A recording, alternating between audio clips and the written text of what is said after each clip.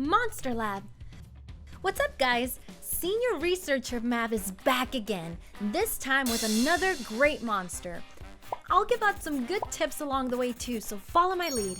Do you remember the first monster I ever reviewed? It was Tetra, the water mermaid, who rose to greatness after the balance patch from December 2018. Today, I will be talking about her sister, Cichlid, the wind mermaid. Cichlid was buffed in June of this year. Hold up, let me explain something first. It's about the shield buff. Shields can be granted through certain skills, sometimes on yourself, sometimes on your whole team.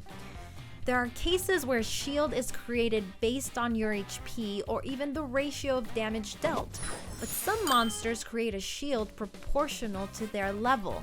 So check the search feature in the monster collection for the details. Just know that if you hit a monster with a shield, damage will be dealt to that before its HP. If the damage received is greater than the size of the shield will be popped and the monster will take the difference in damage to health. But if you deal less damage, then the shield's remaining pool of health will just be reduced. You get the point, right? Now, back to this patch.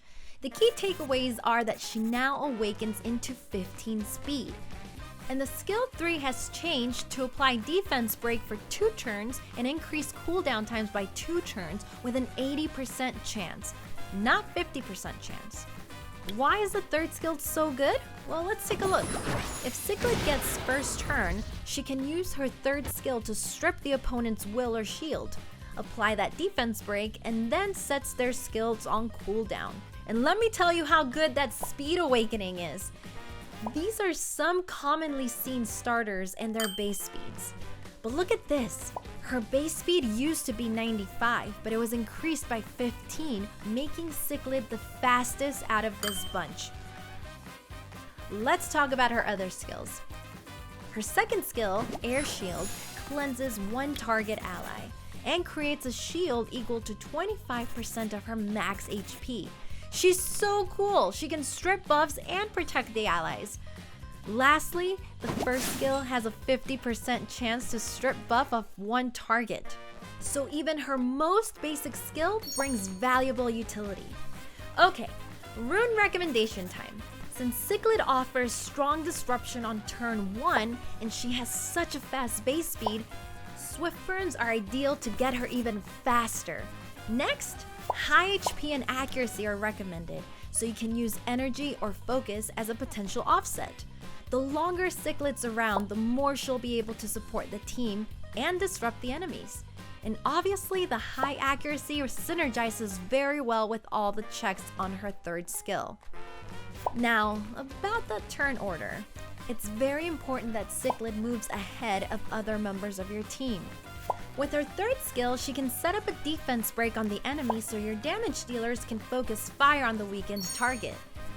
Now that the runes are all set, let's head out for a field test. It's really fun to use Cichlid in RTA. I take the first turn and increase the cooldown time of the opponent's primary damage dealer. If you strip immunity and increase the cooldown of your opponent's utility, stripper, or CC unit, you can safely take the lead in the match. If the game starts to slip out of your control, use her second skill to cleanse an ally in trouble and create a shield to protect them from a bit of damage. And don't forget about the first skill that can strip a buff from the enemy as well. It goes without saying that I really recommend trying Cichlid. What do you think about her? If you have room for a fast single target stripper that resets cooldowns on your team, try giving her a pick in RTA.